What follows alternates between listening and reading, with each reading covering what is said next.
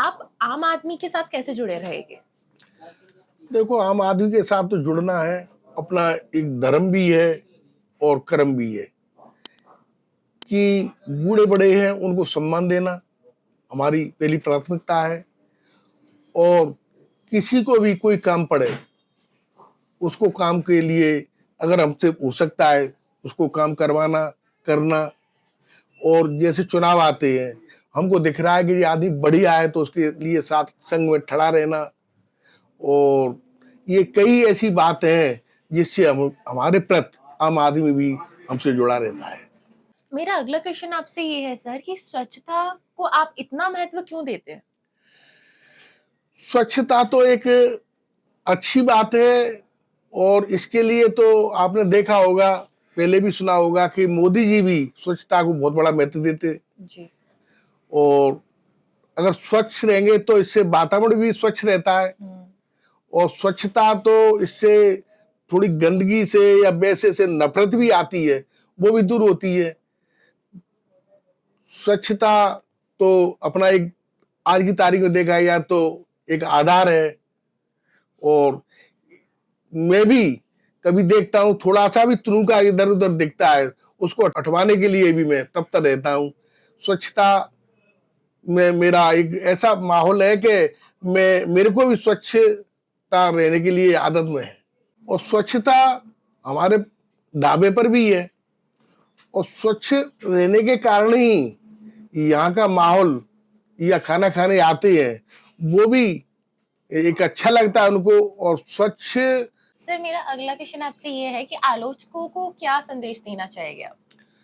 देखो, आलोचक को तो मैं ये संदेश देना चाहता हूँ कि जो आलोचक होते हैं वो तो आलोचना करते हैं।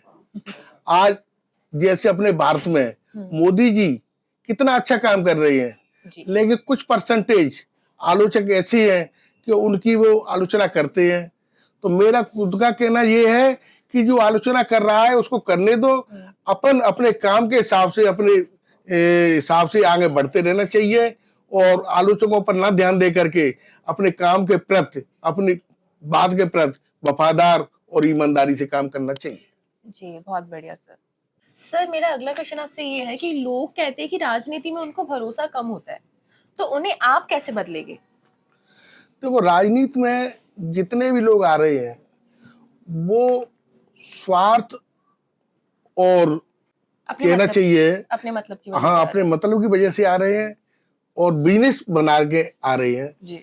वो राजनीति तो एक सेवा भाव होती है और लोगों को आगे राजनीति में सेवा करनी चाहिए, लेकिन वे तो अपने और अपने तकों की लिए ही राजनीति करते हैं।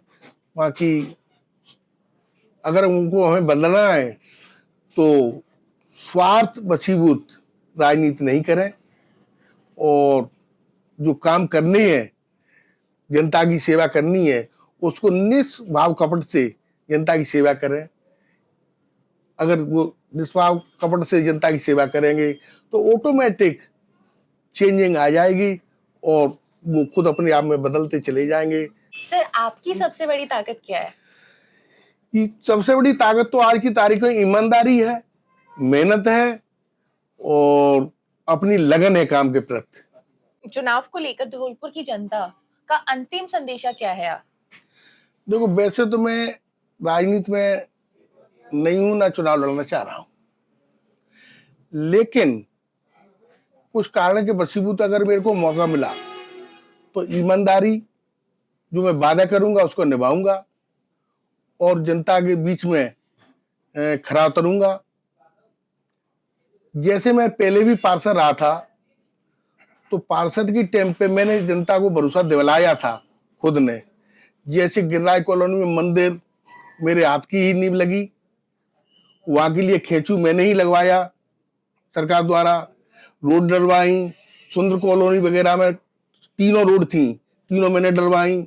और आरएसी के सामने जितने खरंजा कराए, नाली वगैरह बनवाई और करीबन में 80% खरा उतरा, जबकि मेरे हाथ में कम था। क्योंकि यहाँ तो जो कुछ होता है ये सभापति के हाथ में होता है। अगर सभापति का मौका मिला तो मैं एक से एक नहीं, एक से 10% खरा उतरूंगा और यही मैं भरोसा देता हूं